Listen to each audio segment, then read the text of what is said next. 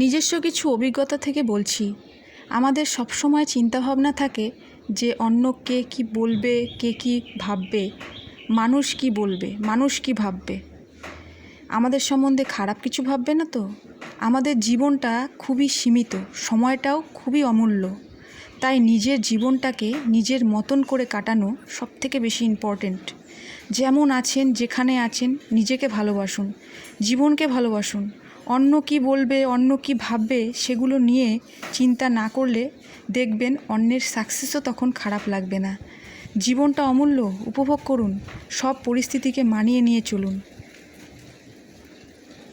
মানুষকে বেঁচে থাকতে হয় লড়াই করে, বেঁচে থাকতে হয় অনেক পরিস্থিতিকে মানিয়ে নিয়ে, বেঁচে থাকতে হয় অনেক প্রতিকূলতাকে মানিয়ে নিয়ে, বেঁচে থাকতে হয় অনেক পরিস্থিতিকে মানিয়ে নিয়ে, নিজেকে বাঁচিয়ে রেখে লড়াই করে যদি সাকসেস পাওয়া যায় তাহলে মনে করবেন আপনার মানব জীবন সার্থক।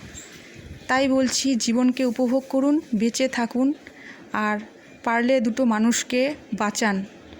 এটাই আমার আজকের নিজস্ব একটা অভিজ্ঞতা থেকে শেয়ার করলাম।